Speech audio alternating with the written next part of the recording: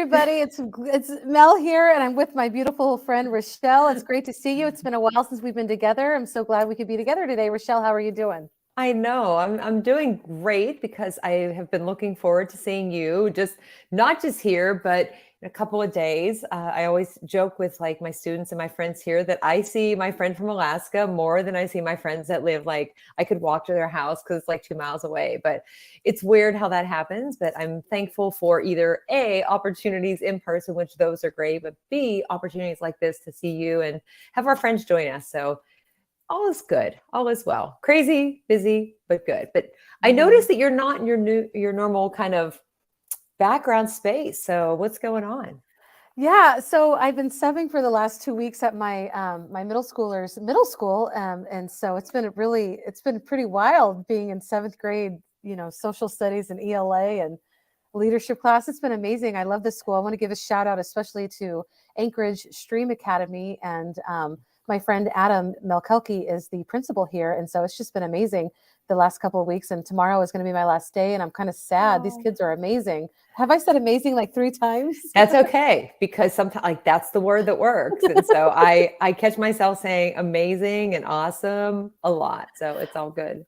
Yeah. I mean, I really like middle school.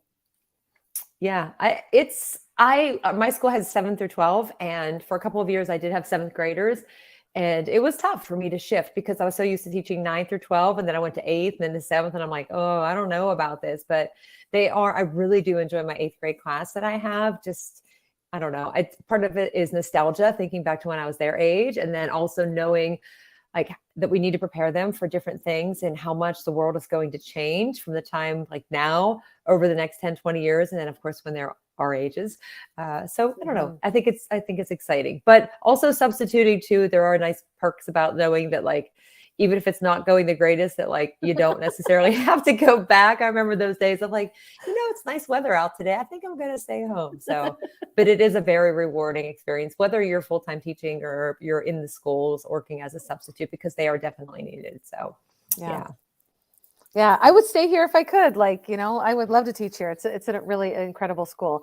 But yeah, Yeah. do you have any other shout outs before we bring up our awesome guest? Only the normal shout outs just to like my students who I kid you not, like I'm just so fortunate that I get to have, I don't know if they feel the same way, year after year and to see their growth. And some of them I've had since eighth grade and they're juniors now. And just not that you didn't talk to them as people when they were eighth graders, but to see their growth and their personalities evolve and their relationships with each other, which it's awesome.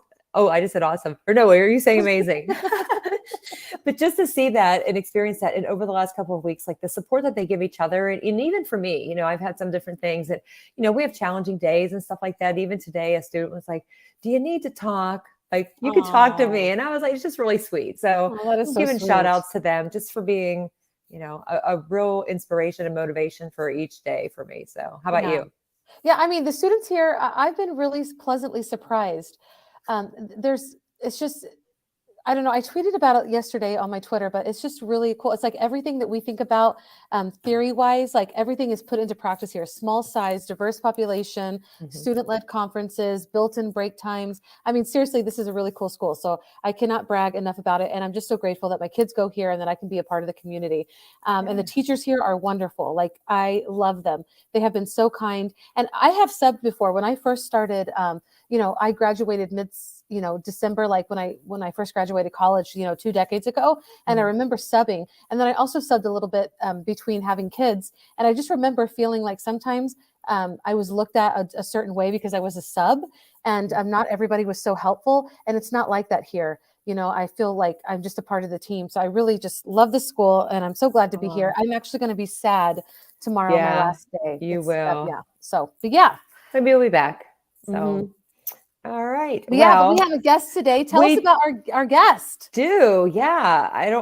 I'll let you bring him up because sometimes you and I Okay. both hit at the same time and we bounce them in and out of the virtual space. So our guest today is Josh King, and Josh is going to tell us about what Josh does, but Josh is from EverFi. And so I've known Alyssa for years, from because was from Pittsburgh, and we connected. And I'm drinking my coffee right now in my EverFi mug. I just gotta Love say, it's Because you're very, so very. thirsty. I am super thirsty. But so we have Josh here to talk to us about a lot of things tonight. We're gonna have some fun. We're gonna save some time for a game at the end, as we always do. But Josh, why don't you let us know a little bit about you, and if you have some shout outs too, go for it. Yeah. Awesome. Well, of course, you guys are like shouting out all your students and your job. So, of course, shout out to my students. I am a third grade teacher. I teach 24 amazing third graders. And and I feel like I say this every year, but I think this year I have like the best class. Like, there's really no discipline, no behavior issues this year. I got lucky. Like, I cannot say that every year, but there's just something so special and unique about my class this year. So just shout out to them. But yes, I'm a third grade teacher. I've been teaching for 12 years, but then on the side, I also get to be a part of the EverFi marketing and social media team. And I get to help support their Instagram and their TikTok and just be a part of this amazing team that is doing, again, amazing. I feel like that's like the word. Or awesome, either one. But EverFi is awesome and amazing. And bonus, it is free. And there are so many K-12 resources, and we'll get to dive into that. Yeah. And I knew you were an educator, but I didn't realize that you taught third graders. And I can say, like, you probably say this about high school teachers, because I know that I say, like, I don't know how elementary teachers do it, because you have to do all the things, and we all have to do all the things, but you really are legitimately doing all of the things, and you're working with EverFi. And so people probably ask you too, like, do you ever sleep? Probably not enough, but yeah. So with the work that you do, like in the classroom with your students, and you mentioned free resources too. I know for teachers for a while, like SEL is not something new. Yeah.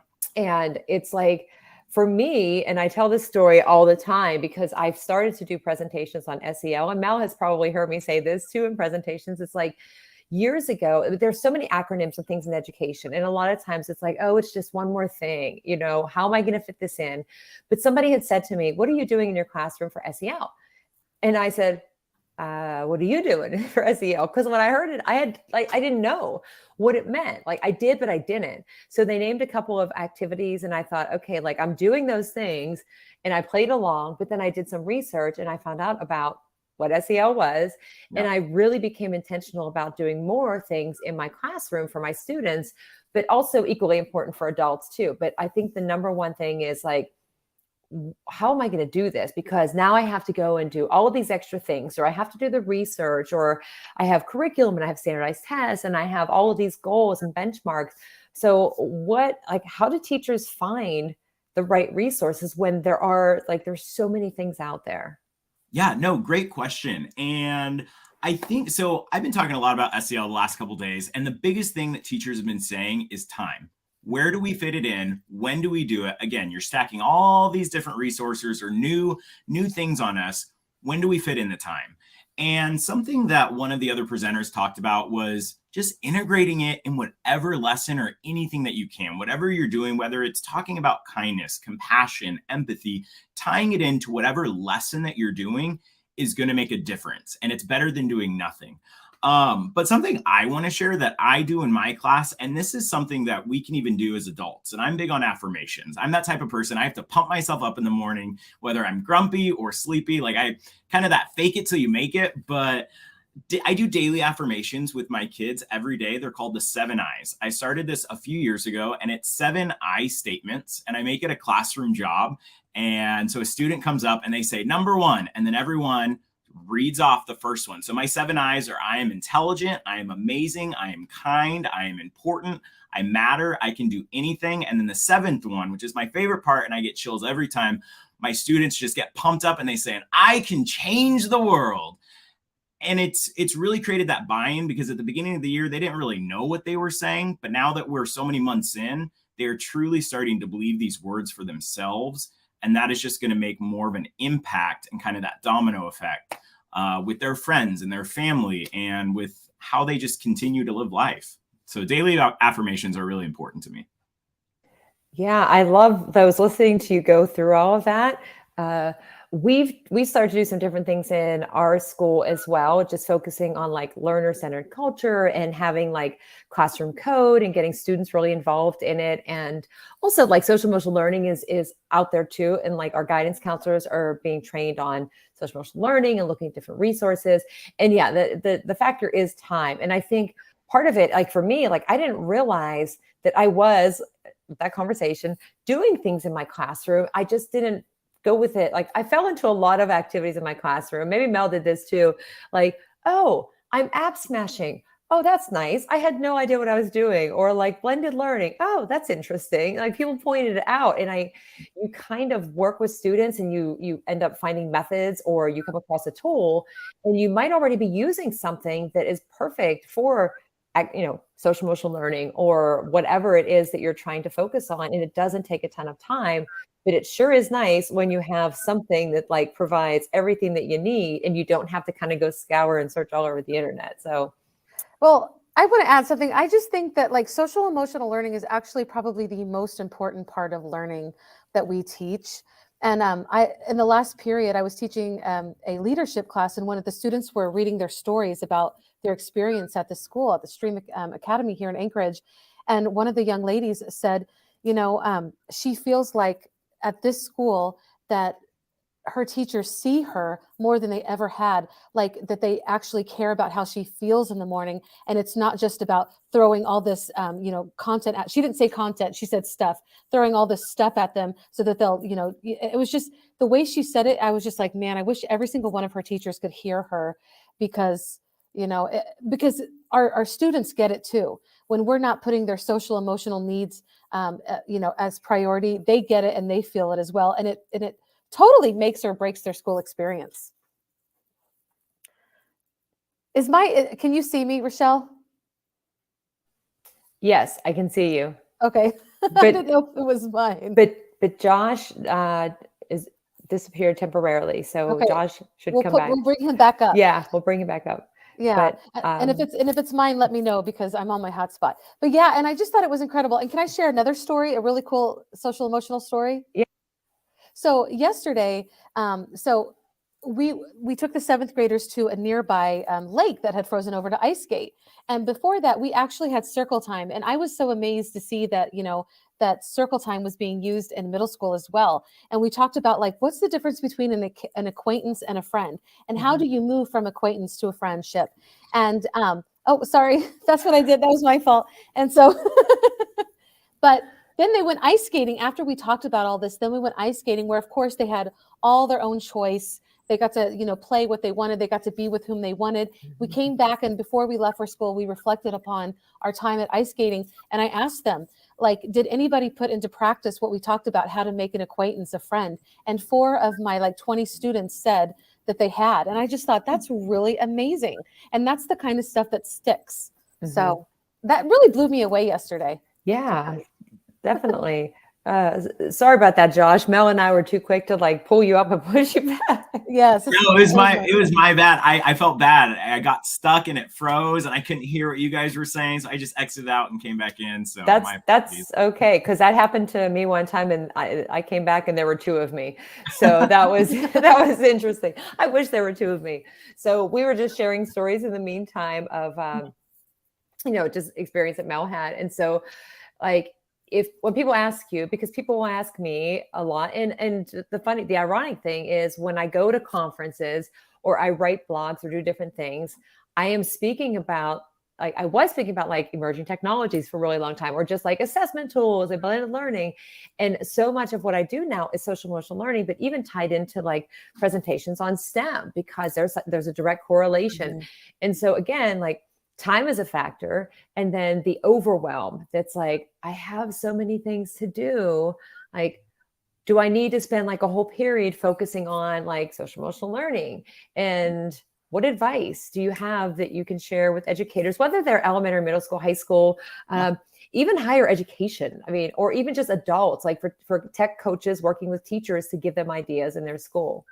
Yeah, no, for sure. And again, time is probably one of the biggest factors of it, but I want to kind of jump into the EverFi stuff and the SCL courses that they're offering. And again, always for free. And Orange, you glad you have that cup. I am. But for me, I use the Compassion Project for lower elementary. That's anywhere from second to third grade, maybe even fourth grade. And you could even go lower. It just depends on your group of kids. And it really just dives into talking about compassion, mindfulness, empathy. And it can be whole group, meaning it can be offline. And we have offline lessons available. Maybe you don't want that screen time. Wonderful resource. But if you do want that independent time, they can be on their Chromebooks, their laptops, and it's just quick 15, 20-minute lessons. It could even be shorter. It's at their progress, or it's step by step, kind of on their own based on their progress. But then there's also the upper elementary Compassion Project for that 4th through 6th grade. We also then have Ignition, Digital Wellness and Safety, Character Playbook, and then Honor Code, which goes into bullying prevention. So these resources really could be used all the way from lower elementary all the way up to high school. And again, the best part is that it is free. We have so many sponsors and businesses that put in and give to Everfi to make these resources readily available and free to all teachers, all students, all families. They just need to go to everfi.com/new teacher, get signed up and get started. And I will tell you this, and this is just a personal story from Compassion, the Compassion Project.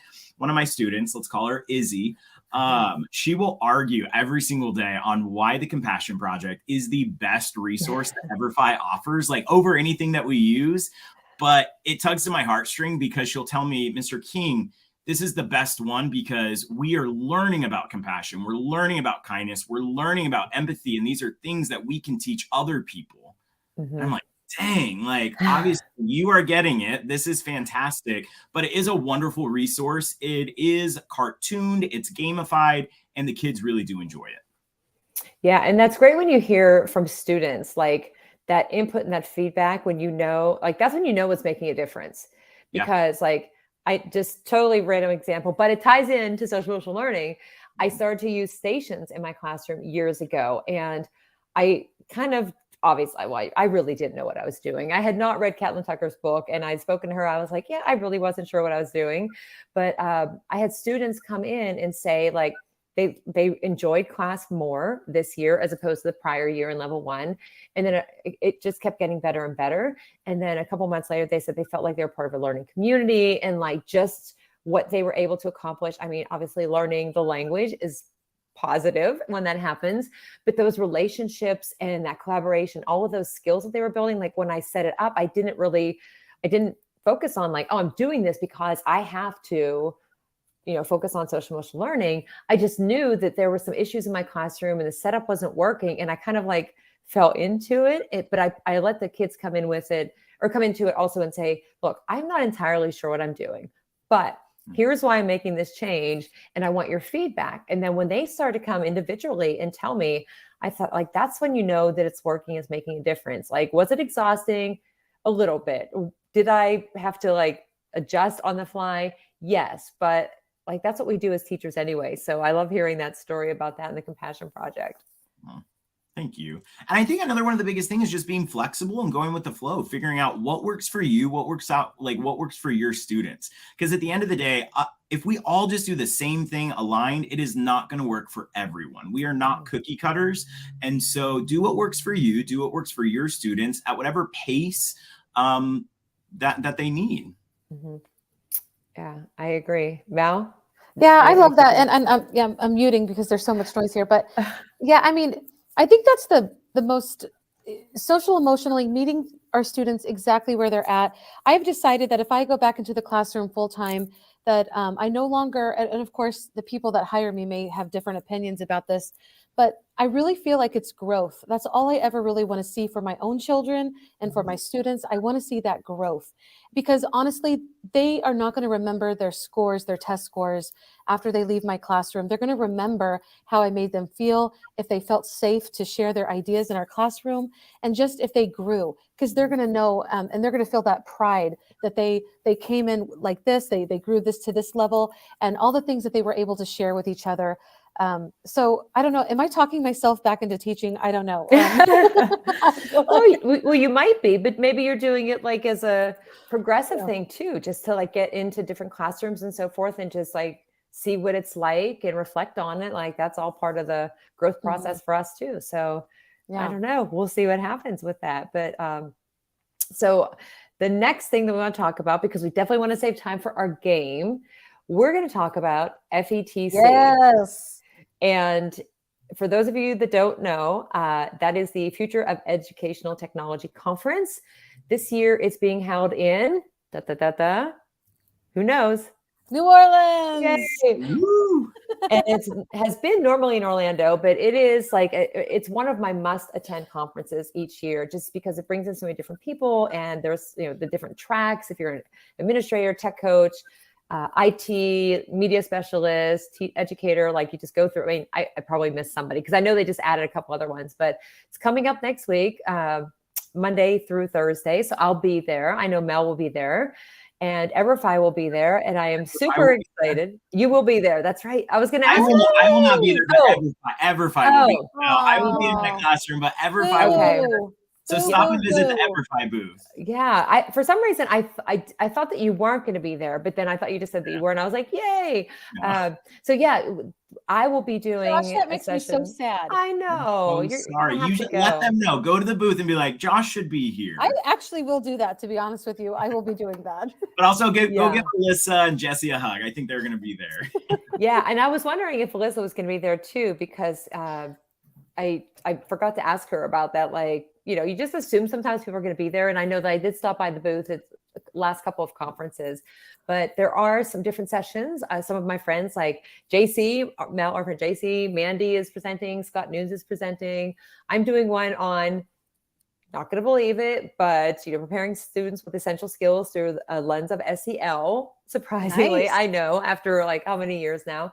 But so Josh, anything you can tell us about what people might, you know, if they stop by the booth, what they can expect to learn from EverFi, or what kind of resources they might like get when they stop by? Again, you know what? Just all the free resources that are available K-12. And a lot of what EverFi is about is their financial literacy courses, which are phenomenal. And again, these courses can be found for elementary all the way up to high school. And there are so many more for middle school and high school with financial literacy. But what some people don't know is there are reading literacy courses, health and well-being. We have social emotional learning, STEM courses, math courses. There are so many different courses. We have courses for Black History Month, our 306 courses.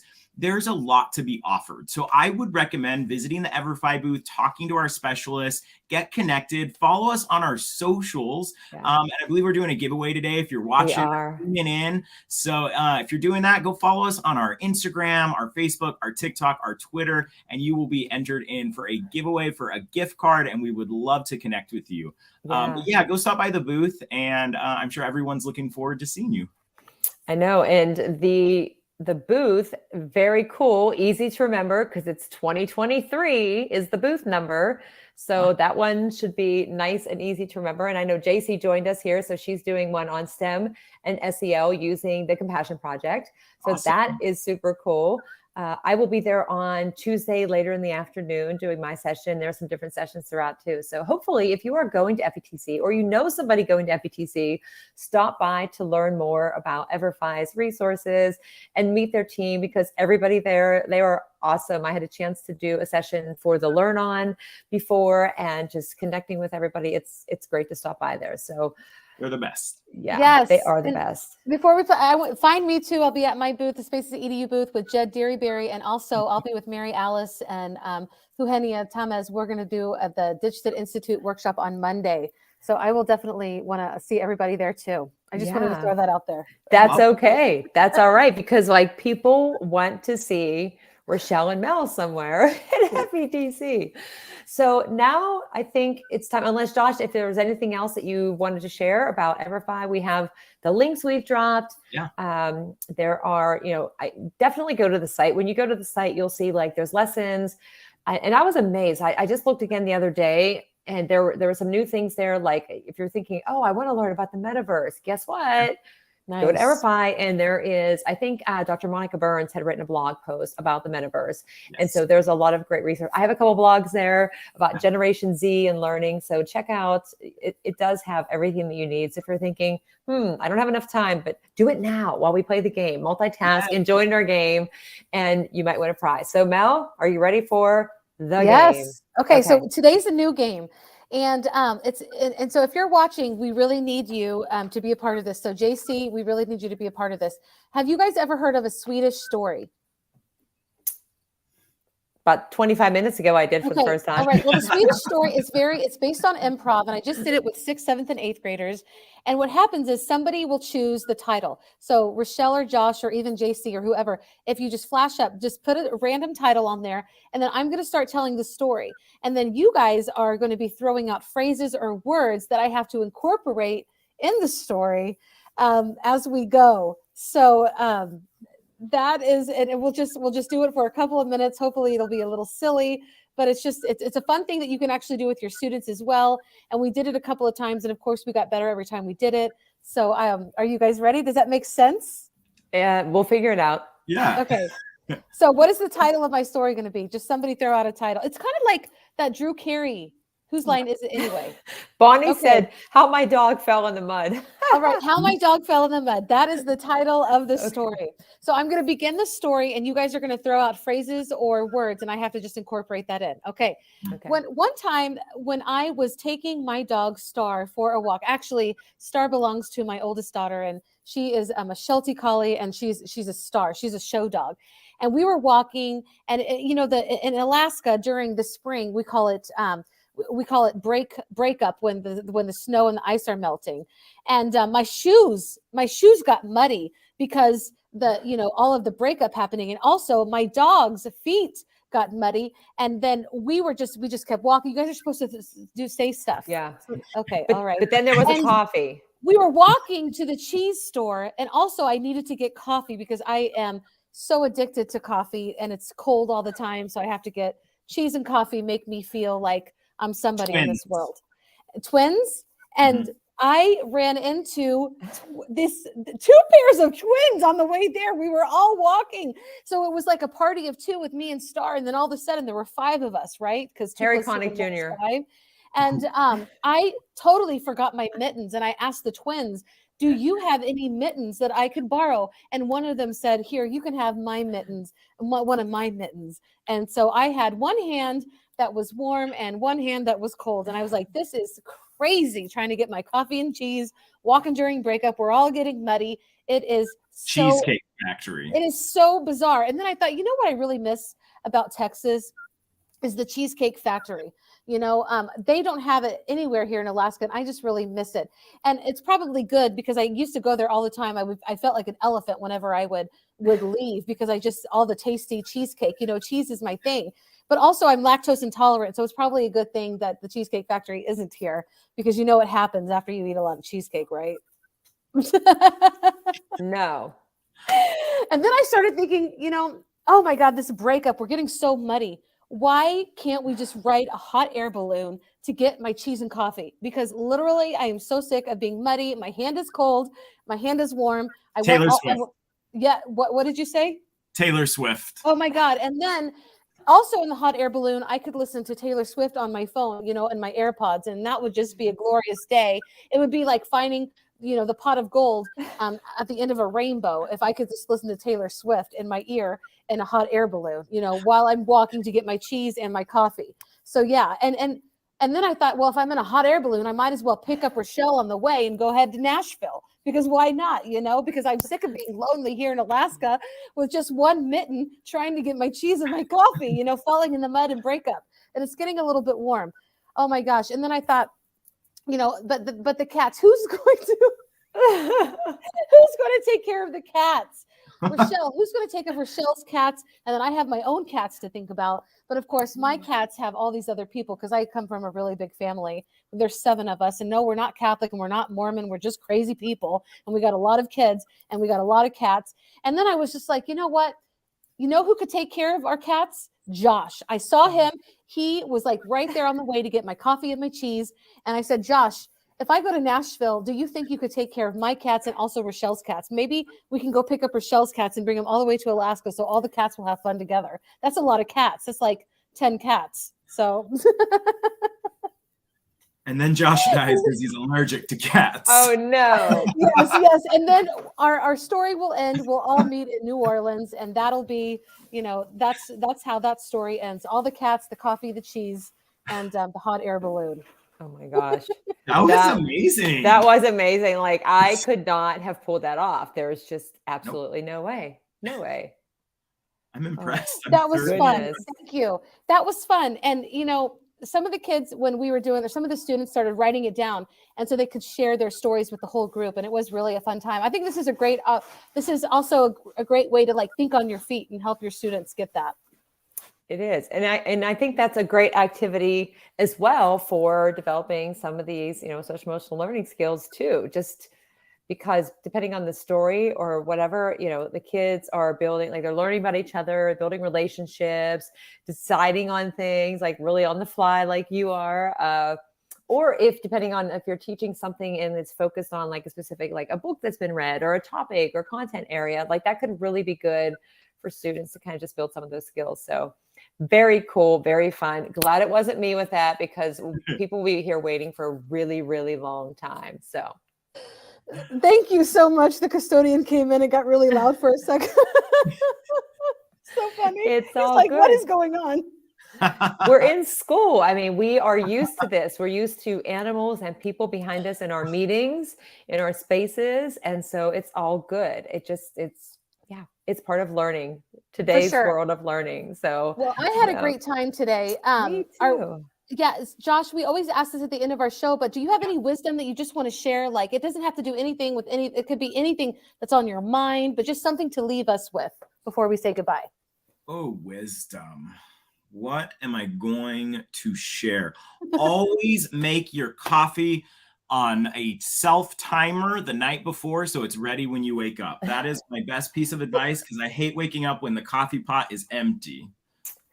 And always make your bed, and always make your bed before you go to work, because I find that the days I don't make my bed, something just crazy happens. So self-timer for the coffee and make your bed every morning.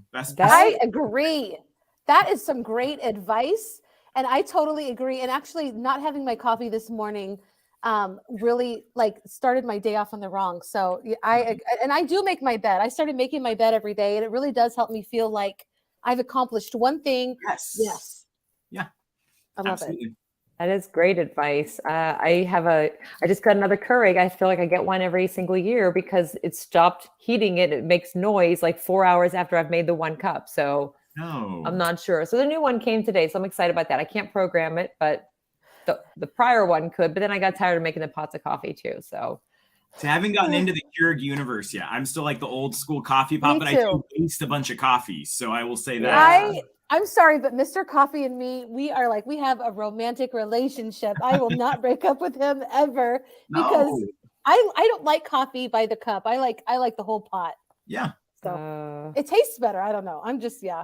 But Mel, thanks for joining us. That's so sweet. She's cracking me up. Josh, it was so nice meeting you. Rachelle always introduces she brings great people into my life. So thanks, Rachelle. I had such a great time with you both today.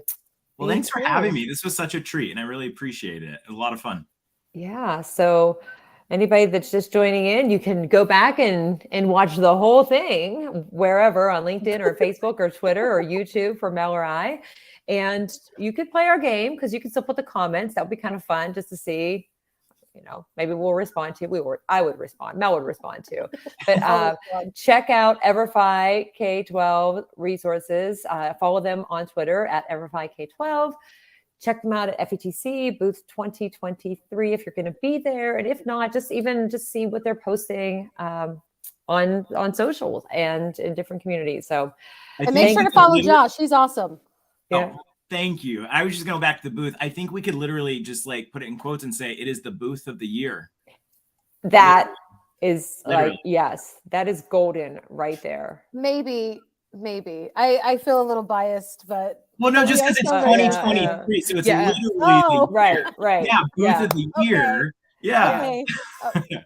Although, I mean, I'm now starting to realize that it's 2023 because it takes a little while to get out of the like 2022 and so forth. And I signed a check the other day and I actually wrote the year of my birth is the date. I'm like, what am I doing? So yeah, but I've caught up to You speed. need some So Mr. Coffee in your life. I do for real. I'm gonna go get some right now, I think, too, to dive into some work. So thank you, Josh. Thank you, Ever5, for giveaways and prizes and all the things, and then all the information that you shared today. This was a lot of fun. The game was a lot of fun. The conversation had great resources and great tips and ideas. So hopefully they're helpful for educators who might feel a little bit overwhelmed when thinking about SEL in the classroom, like just a little bit at a time.